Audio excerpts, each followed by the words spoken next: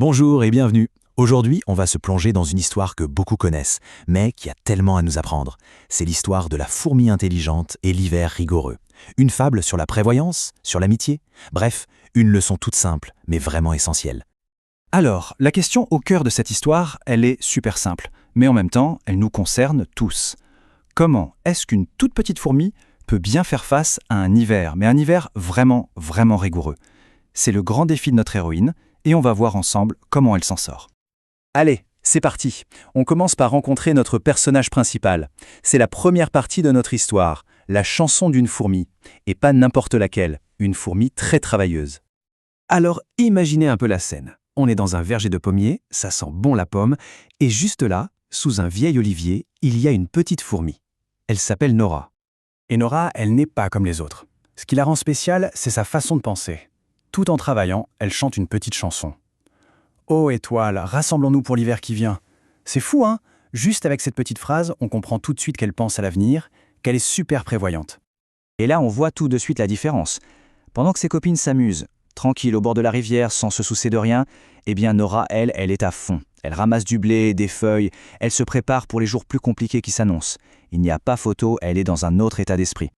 Mais voilà, alors que tout semble bien parti pour elle, un événement inattendu va venir tout chambouler. On entre dans la deuxième partie, un sac perdu et une leçon qui va être bien apprise. Pour que ce soit bien clair, d'un côté on a Nora, complètement focalisée sur la préparation de l'hiver, et de l'autre on a son amie Lulu, qui elle ne pense qu'à une chose, jouer. Ce sont vraiment deux mondes, deux manières de voir la vie qui s'opposent complètement.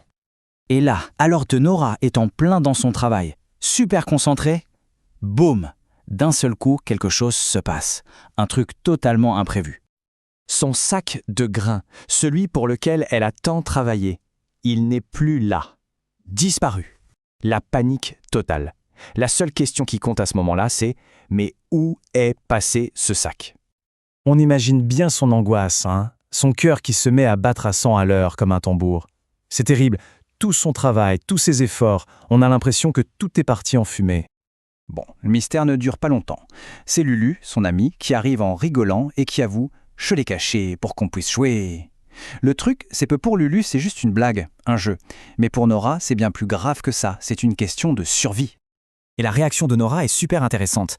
Elle n'est pas en colère, non, elle est juste triste. Parce qu'elle a compris quelque chose que Lulu ignore encore. L'hiver, ça ne rigole pas, ce n'est pas un jeu. Et c'est là, à ce moment précis, que tout bascule. Le conflit, au lieu de les séparer, va devenir une chance. On passe à la troisième partie. Comment le travail d'équipe va construire un véritable trésor. Quand Lulu voit la tristesse de Nora, elle comprend. Elle comprend qu'elle a fait une bêtise. Et elle s'excuse, sincèrement. Mieux encore, elle propose son aide. « Je suis désolée, laisse-moi t'aider. » Et voilà, c'est le début de leur aventure commune. Alors, comment elles s'y prennent? Eh bien, ça se passe en plusieurs étapes. D'abord, bien sûr, Lulu qui réalise et qui s'excuse. Ensuite, elles ne restent pas seules, elles vont chercher leur frère, Zouzou, pour avoir un coup de main. Et ensemble, elles ne vont pas juste réparer les dégâts, non, elles vont faire beaucoup mieux. Elles ont une idée de génie, construire une véritable caverne au trésor.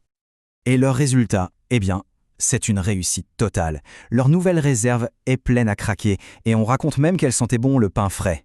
C'est plus qu'une odeur, c'est l'odeur de la sécurité, de ce qu'on peut accomplir quand on est ensemble. Bon, elles ont bien travaillé, mais maintenant, quelle est la récompense de tout ça? On arrive à la quatrième partie, passer l'hiver bien au chaud malgré le froid dehors. Et forcément, l'hiver arrive. Le vent se met à souffler, un vent glacial. Mais cette fois, pas de panique. Elles sont prêtes. Et là, Nora fait quelque chose de magnifique. Elle ouvre les portes de leur réserve à tout le monde. On est passé de chacun pour soi à tous ensemble. C'est ça la vraie victoire. C'est la maman de Nora qui va trouver les mots parfaits pour résumer tout ça. Elle lui dit « Bravo Nora, tu as rendu l'hiver chaleureux parce qu'on s'entraide. » Et c'est tellement vrai, la chaleur, la vraie, elle ne vient pas que des mours de la réserve, elle vient de la solidarité entre elles. Et tout ça, ça nous amène à la conclusion, à la morale de cette fable. Finalement, c'est quoi le vrai trésor des amis? Alors, ce fameux vrai trésor, qu'est-ce que c'est? Eh bien, ce ne sont pas les grains de blé, évidemment. Le vrai trésor, le plus précieux, c'est de s'aider les uns les autres, de travailler main dans la main. C'est cette chaleur-là qui rend n'importe quel hiver beaucoup plus doux. Et l'histoire se termine avec une phrase magnifique, une sorte de promesse. Si on aide ses amis, on fait de chaque jour une fête pleine de rire. Au fond, c'est peut-être ça la plus grande leçon de Nora la fourmi. Le bonheur, le vrai, c'est de partager et d'être là les uns pour les autres.